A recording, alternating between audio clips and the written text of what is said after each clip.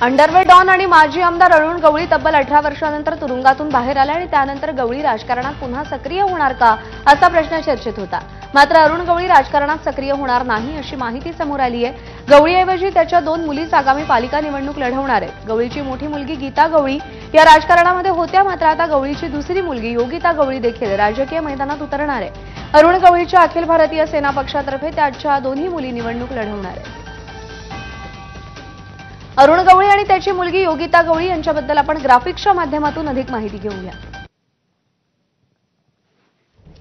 अरुण गवळीची गुन्हेगारी पार्श्वभूमी अशी की 1980च्या दशकात अरुण गवळीनं रमा नाईक, बाबू रेशीम सोबत गँग तयार केली।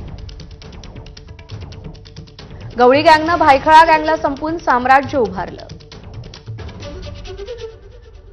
1988 पर्यंत रमा नाईक आणि अरुण गवळी दाऊदला मुंबईतल्या धंद्यात मदत करत होते।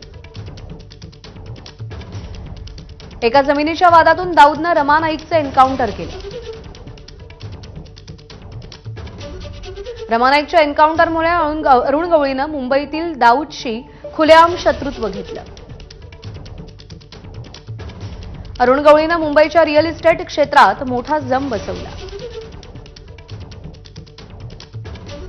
मटक्याबरोबरच रिअल इस्टेट व्यवसायातून गवळीनं बक्कळ पैसा मिळवला। 2 मार्च 2007 ला शिवसेना नगरसेवक कमलाकर जामसांडेकर हत्या प्रकरणी गवळीला जन्मठेपेची शिक्षा ठोठावण्यात आली।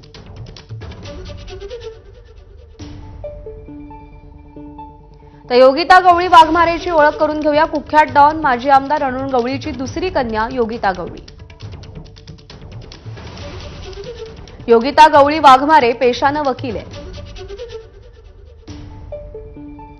करा फाउंडेशनच्या संस्थापिका आहे। अभिनेता अक्षय वाघमारेशी विवाह केलाय। मुंबई पालिका निवडणुकीच्या निमित्तानं राजकारणाचा श्रीगणेशा योगिता गवळीचा होऊ शकतो। योगिताच्या रूपात गवळी घराण्याची तिसरी व्यक्ती राजकारणात असेल। अखिल भारतीय सेनेच्या तिकिटावर पहिल्यांदाच निवडणूक लढवणार आहे।